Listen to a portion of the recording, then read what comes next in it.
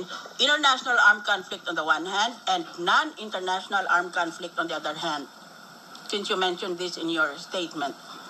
Oh, yes, Your Honor. I ask this question basically for the education of the public. The difference between international armed conflict and non-international armed conflict. Well, under the Geneva Convention, under the Rome Statute, it really contemplates international conflict and also non-international Opo, ganito conflict. kasi yon. Meron tayong law of armed conflict pag naggera ang dalawang estado o dalawang states. Meron tayo law of non-international armed conflict pag naggera ang estado or ang state with a rebel group within its midst.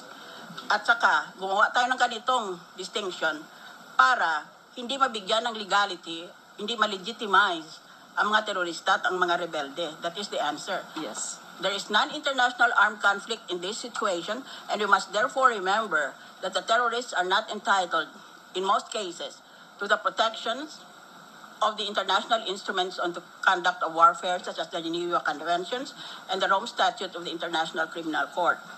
Second question, what challenge is posed by the development and application of humanitarian law to these non-international armed conflicts? Bakit napakahirap i-apply ang ating international humanitarian law sa ating sariling bansa dito sa nangyari sa Sapano?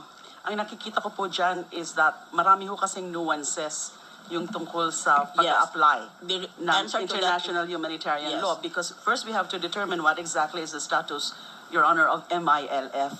And Yes. I think there's divergence of opinion there. But the MILF has already stated that they remain to be a revolutionary organization. And therefore, as a revolutionary organization, what do we call them? How do we consider them? Is it an insurgent force? Is it belligerent? Although I'm not prepared to concede to that there is a Before, status of the belligerent. distinction between an insurgent and a belligerent. A belligerent had more rights under international law than an insurgent, but wala na ngayon ang belligerent Yes, in yes, Your international Honor. law vocabulary. Under the traditional international law, there used to be a difference, but it has evolved into something else, into something that you don't make any distinction because of the human rights perspectives of all of this. The challenge in this situation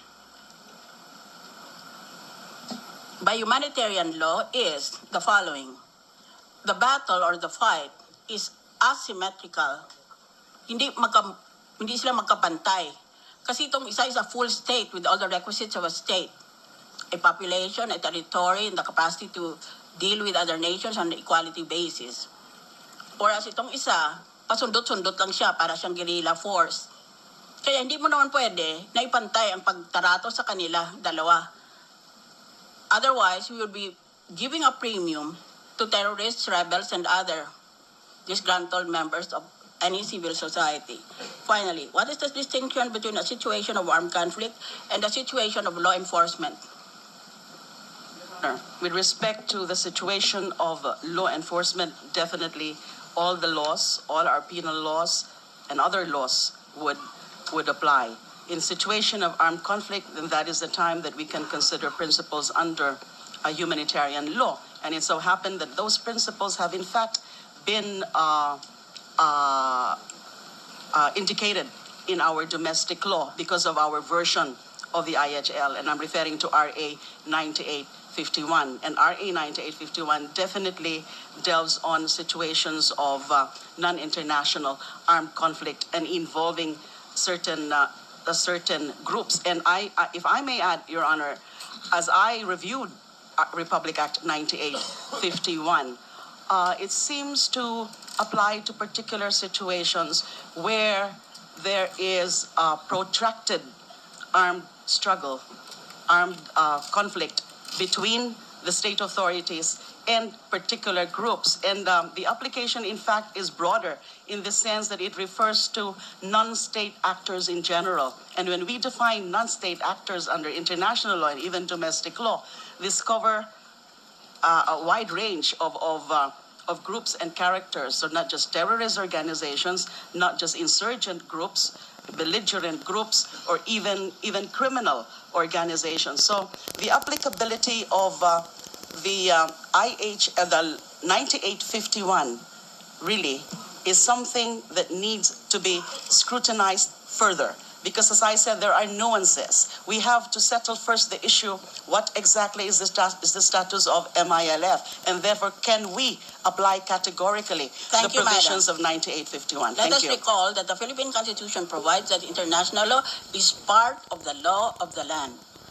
It is as if it were the principles of international law operate in our country. It is as if the Congress passed that principle because it becomes, in effect, similar to the standing of a law within our country.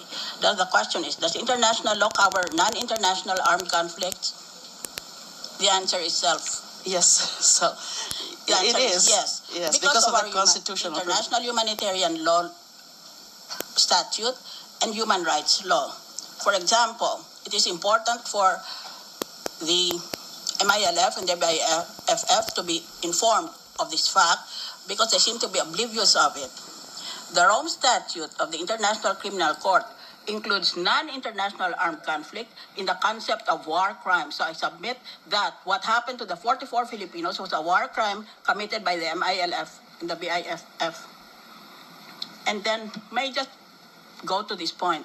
You said yesterday or 2 days ago that because the PNP is purely civilian in character, there's no such thing as a line of command because that is a military concept. Does that provision in the Constitution, and I have my Constitution here, I believe, defining the PNP as civilian in character, does that prevent the PNP from developing by analogy its own concepts like line of command? Is there a preventive effect on the language employed by the Constitution about the civilian character of the PNP? Does it prevent other terms from the military to be incorporated in the language of the PNP? There is nothing in the Constitution Nothing. or any law Thank which you. prevents that, Your Honor. Next, perhaps the last, Mrs. Chair, because I'm aware that you are about to treat me like we were in a cornfield. No, Madam, they've given you much leeway. We know that your time is also limited being here. So we gave you